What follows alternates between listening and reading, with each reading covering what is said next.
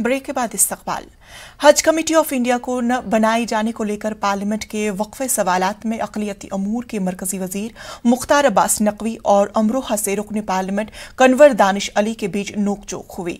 मुख्तार अब्बास नकवी ने हज committee of India की तश्कील में ताखीर को लेकर कहा, 2 बरसों से कोरोना की वबा की वजह से हज कमेटी तश्कील किए जाने में ताखीर हो रही है और मामला सुप्रीम कोर्ट में ज़ेर समाअत है।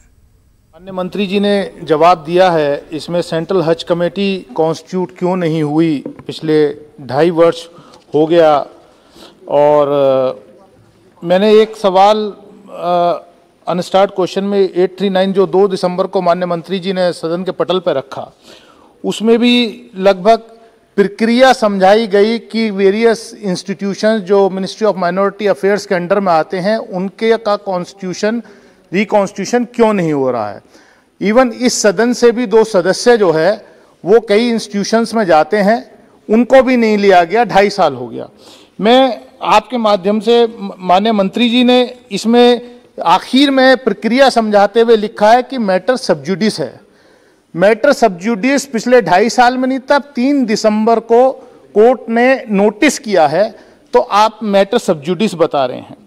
हज कमेटी का कॉन्स्टिट्यूशन टाइमली ना होने से पिछले कई वर्षों से इतनी दिक्कत हुई है। भले ही हज नहीं हुआ पिछले 2 साल में, लेकिन जो 21 जगह से फ्लाइट्स हज की जाती थीं, जिसमें वाराणसी भी था, चेन्नई भी था, इवन कई मुख्यमंत्रियों ने लेटर लिखा है, तो ये सब अपना एडमिनिस्ट्रेशन करके मैं प्रश्न पूछ रहा हूं माननीय सभापति जी, आपका संरक्षण मुझे चाहिए अध्यक्ष महोदय। संरक्षण जब भी मिलेगा जब प्रश्न पूछोगे। प्रश्न पूछ रहा हूं मैं वही पूछ रहा हूं कि आखिर ऐसा कॉन्स्टिट्यूशन क्यों नहीं हो। और उसके साथ साथ एक जो हज के तरफ से ये आता था कि सब्सिडी बहुत दी जाती है, अच्छा हुआ ये सब्सिडी खत्म हुई।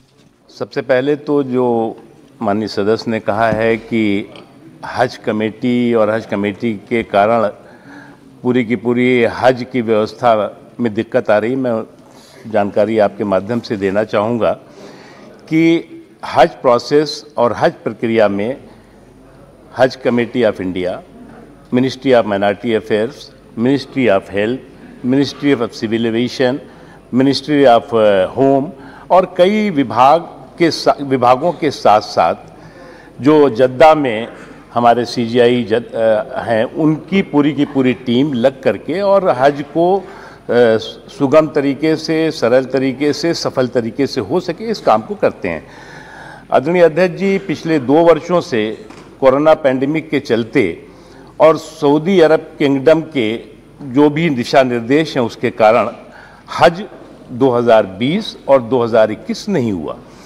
और हमें इस बात को कहने में आपके माध्यम से खुशी है कि प्रधानमंत्री नरेंद्र मोदी जी के नेतृत्व में भारत से सबसे ज़्यादा इतिहास में हज यात्री हज यात्रा पर 2019 में जा चुके हैं।